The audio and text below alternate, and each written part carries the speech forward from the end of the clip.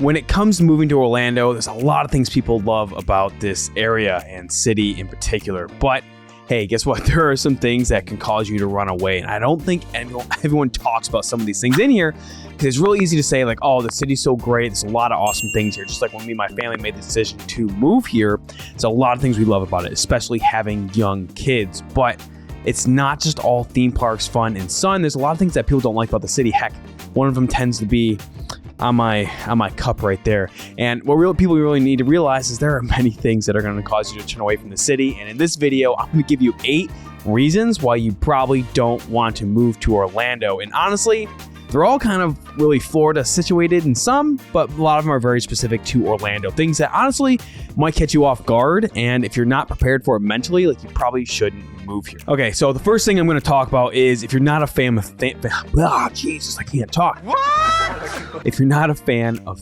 theme parks, look, okay, so this is a double-edged sword, right? Some people, like, they really don't like the theme parks, and I'll be honest with you, it's not. So before coming to Orlando, my wife, obviously, theme park fanatic. Me, I grew up in the country. I hunt, fish a little bit, definitely a lot of hunting. Growing up, like, you know, with a lot of friends that had farms and things like that, like, just grew up doing things outside. And I can tell you that at first, I'm like, I could care less about theme parks. So to me, Orlando is probably like, you know what, I probably don't want to move here. But the reality is, now that I'm here, it's not the fact that there are theme parks, it's the people and the traffic and the chaos that comes with it. And having such a big vacation city, especially during those winter months when it gets nice, Florida gets packed. And Orlando is no different to that. In fact, it might even be packed during summer months, especially around 4th of July, Labor Day weekend, things like that. It just gets big here, even though it's like rainy and stuff like that every single day. So if you're someone who's not a fan of crowds, and avoid cities at that point, man. I mean, I'll be honest with you. But if you don't like theme parks and things like that and the crowds that comes with it, that might be a reason that you look away from Orlando.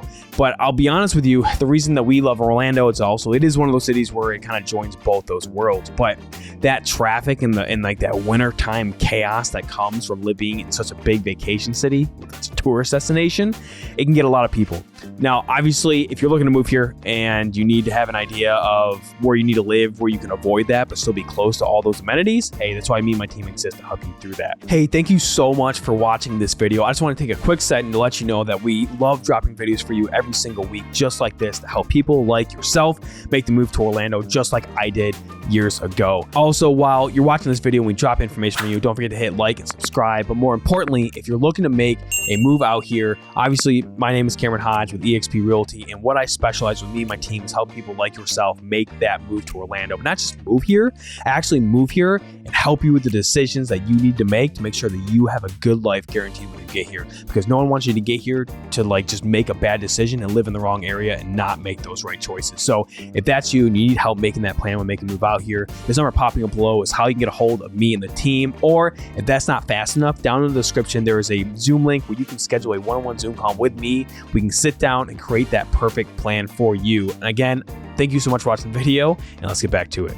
The next thing is the humidity. Okay, so what's weird is I thought a lot of people who are moving to Florida have been here one time or another, but it happens every single year that I have people reaching out to me and the team, is that we have people who have never really experienced southern humidity.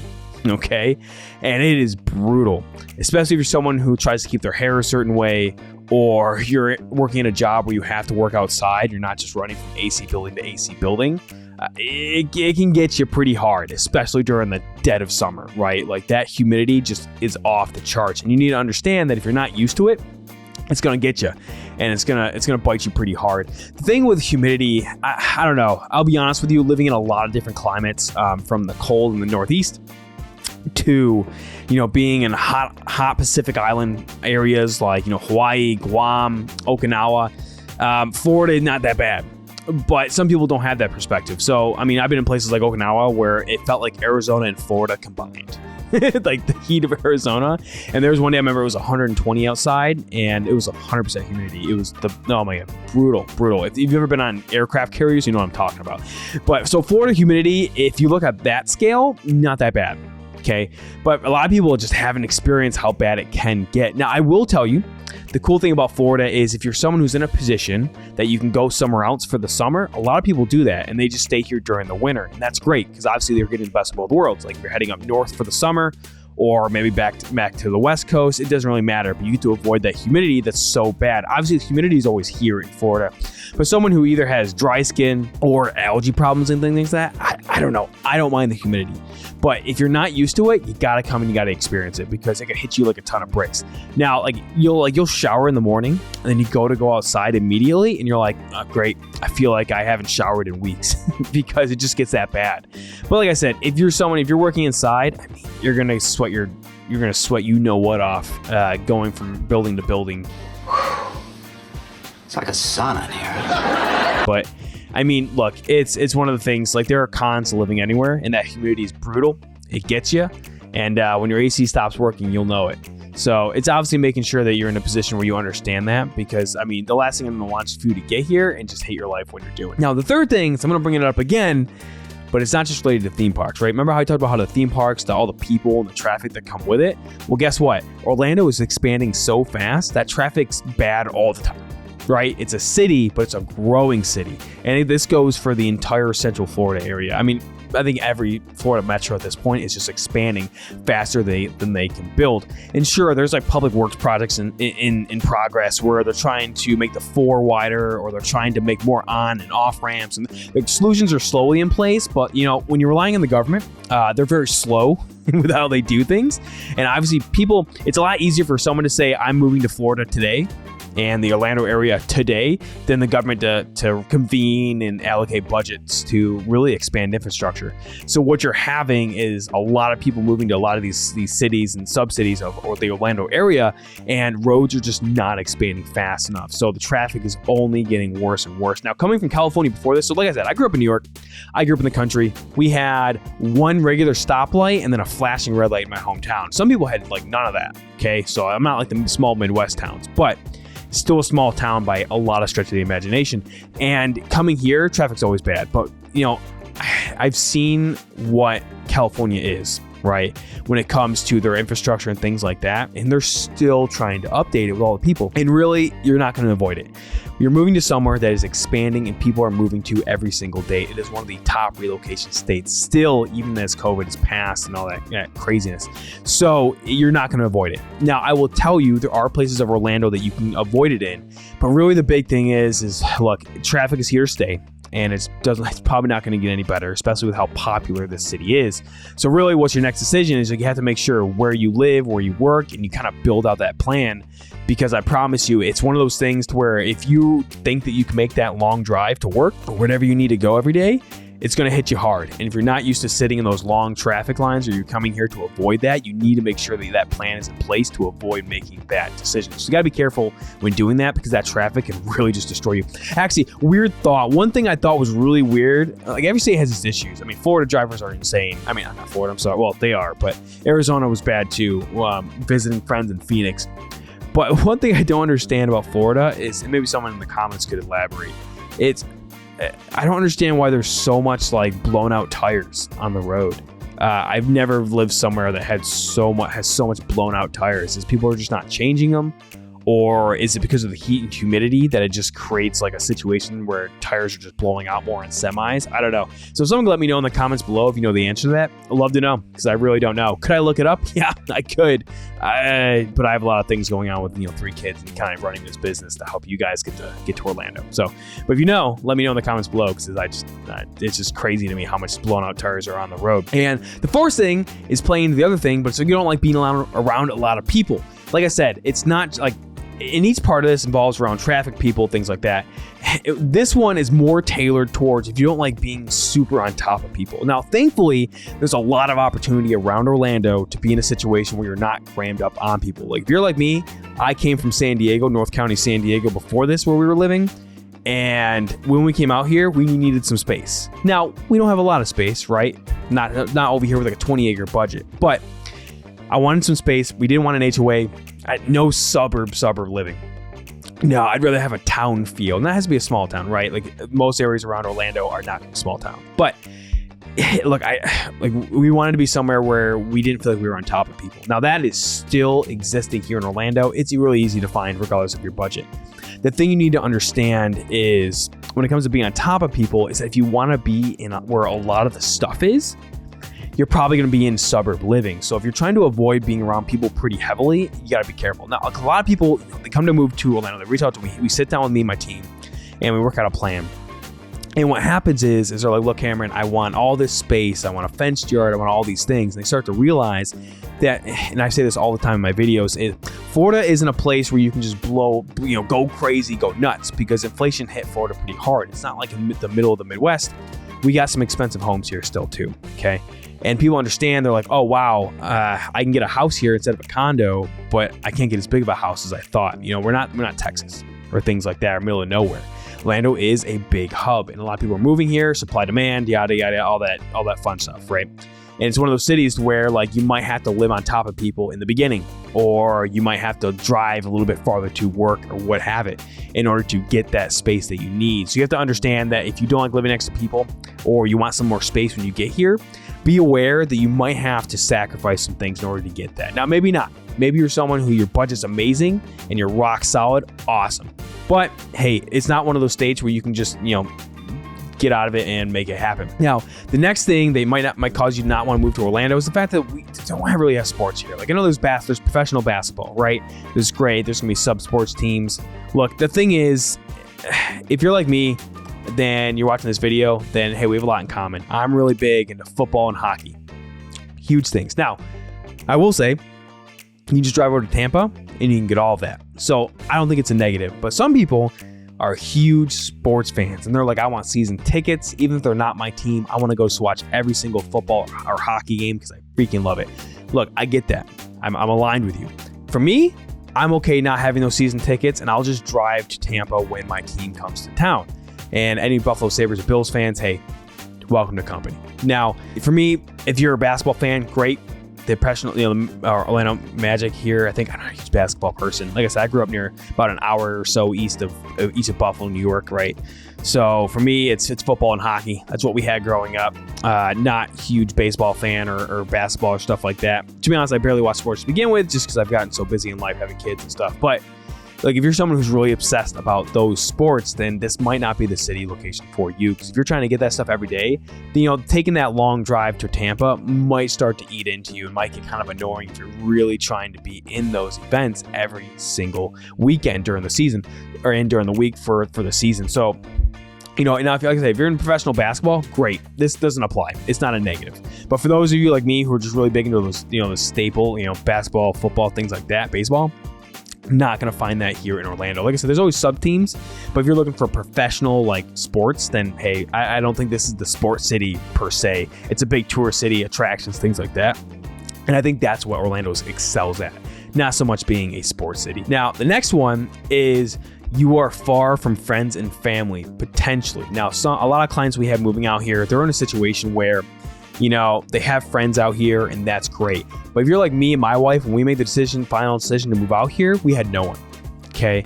And it's great. It's Orlando. People are like, when can we come visit you? We get a free place to stay. Trust me, it's a conversation that happens a lot. Like, oh, free place to stay. Yeah, I'm sure. Come out and visit us. You gotta learn to say no, right? But if you're not comfortable in a situation being away from friends and family, or maybe this is your first time making that big move, you got to be able to sit yourself with it. Now, it's a lot easy for me, I think, being a man and being in the military for 5 years, making that long distance move and still being okay with it is just in my DNA at this point. I am very concerned about my immediate family, my wife, my kids, but outside of that, to an extent, I'm okay visiting, right? Making it work, bringing them out to us going to them for maybe during the summer or something like that. Whatever it ends up playing out in the future here as we try and figure that out. We understood what we were getting into. But if you're someone, I know, but it was still hard for my wife. Still is. And if you're someone who struggles being away from family like that, then you need to be aware of what you're getting into and make sure you're okay with that. Because making that big move to just head back within a year or less, long distance moves are not easy, and you need to be aware of what you're getting into. And then if you decide to make this decision, I think it should be in for a long haul period. Now, things happen. Life is life, right? Always trying to hit us down to build us back up. I get it. But before you make that initial move, being away from friends and family, make sure you understand what you're getting into. Make sure you have that plan in place. Like my ultimate goal for me and my family, obviously my family I am not super close with, but when it comes to my wife, family is everything. And we would really love eventually to hit a point to where, we can head back for a month during the year, to be honest, and being able to bring them out during the winter. Her mom's getting older, her Theo, we can bring them out for the winter. They can stay here during the awesome, beautiful months in Florida, and we can still get a maximum amount of time together. Because the reality is obviously, one day we will all go to a better place, and not giving up that time is something that is precious. So you have to make sure you're okay with that. And once you are okay with it, I promise you that there are a lot of ways to make that plan work. So make sure you're aware of that before you get out here. Now, next point, cost of living is super high. I kind of touched on this already, but the reality is Florida, look, what I tell all clients and friends and family when they come out to Orlando is like, look, Florida is not so much a place that you can just live on a budget anymore. It's a place where you're probably going to spend the same percentage of your income, but you're going to get more for that income. Maybe a lot, maybe a little. It depends where you're coming from. And for some of you, it may be less depending where you're coming from, right? But it's one of those places where, look, grocery bill, about the same as we saw coming from California. Housing, a little bit cheaper. A little bit. Utilities, a little bit cheaper. Taxes, a little bit cheaper when you factor in all the different taxes, right? But it's not amazing. It's still like the average home price, still like if you're in the city of Orlando, you're still looking around $400,000. When you get to the outskirts, you can definitely find homes like, less than $300,000, but you're not going to be close to a lot of things, or it's not going to be a big home. So like I said, it's one of those states where don't expect to just save a lot of money here, but I will say it is a land to make good money, whether it be the industry that's moving here, whether you have a business that could do very well for all the people moving here, whatever it have you. The opportunity's there. But it is a place where it's not massive savings like it used to be. I mean, if you look at even 5 years ago, holy cow, insane. The average home price is probably around $290,000, and you can find homes for cheaper than that. Yeah, it's crazy. Look, the whole country's inflation is just off the freaking charts at this point, and Orlando is no different than that. Now, the last point is just like the humidity, but it's the weather. Okay, the weather. Look, the humidity is one thing. Obviously, during the summer, it's not just humidity. It's going to rain like every day during the rainy season. And the big one, hurricanes. So if you've never been through a hurricane, hey, you're not a true Floridian until you go through your first. But also understand that it is something you have to prepare for. So you will eventually have to have a hurricane plan, especially if you're like me with kids. There is a limit. Sure, look, I'm so young. I could be like, I'm going to fight through it. I'm going to power through it. The reality is I'm very protective of my family. So we do have plans and limits in place to where if it gets bad enough, hey, they're out. They're either catching a flight back home or we're heading north to Tennessee. We have friends in Tennessee, whatever have you. Those plans are in place. And I encourage everyone to make sure you have those plans once you make the decision to move here. But if you're not comfortable with that looming threat every single year of having hurricanes and rainstorms and flooding and things that come with it, hey, this probably isn't the place for you. Now, I will tell you that I lived in California where the weather's perfect all the time. Okay. This last winter, I know that they had one of the rainiest winters they had, which is great for the drought, but Californians complain all the time and things like that about, oh, it's raining, I'm sad, whatever.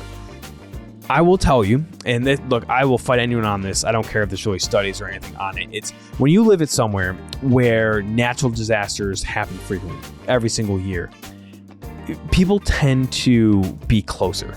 Communities tend to be a little bit closer. Now, I think in today's day and age, communities are not as close as they used to be 50 years ago. But when you live somewhere that has those natural disasters, you'll be surprised how neighbors start to ask, hey, how are you doing? Are you ready? Are you prepared? Are you staying? Are you leaving? What's going on? I love that. I love that community. I love being a part of something that's, we're all in this together. And when those hurricanes and storms come through, you start to see that. Now, not every community is the same. Not all neighbors are the same. Hey, people are people. But understand that I just tend to find more caring people with, hey, how's everything going? Are you okay? And you don't see that in a lot of those states that have more milder weather because people are just like, it's already perfect. I call them the closed door communities. They drive their car in the garage. They shut the garage door. You never see them outside until they leave for work again, right? On Monday. So this is a place where, because these events happen, people are outside more. Like, you can feel, like I said, when we first came out here, the Airbnb we rented, when we were searching the area where to live, the neighbor managed it for the owner, and we talked for like an hour, like multiple times.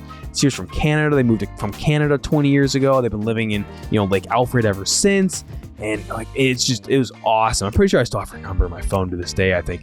But it was just like, it was that and there. I'm like, you know what? This is the place for me to raise my family, because this is just not what you experience in the West Coast. I mean, I know nice people still exist everywhere, but it's just not what I experienced since moving here in Florida. But like I said, that's a pro to it, but it's still the con and the devastation from bad storms is what really outweighs a lot of things. So you have to make sure you're okay with that.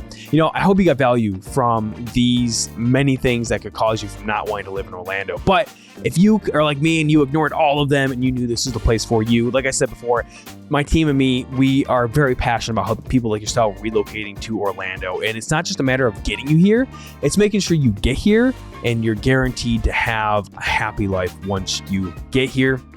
And we love to help make that happen. So this number popping up below, so I can get a hold of me and the team. You can call or text, or if you want to jump to the front of the line, there's also a Zoom call down below. You can go in there, you can schedule time to speak with me one-on-one. And if you make that decision, I can't wait to talk with you, because helping people move here to this great state is something that I absolutely love. So I hope you have value in this one. Look forward to seeing you in the next one.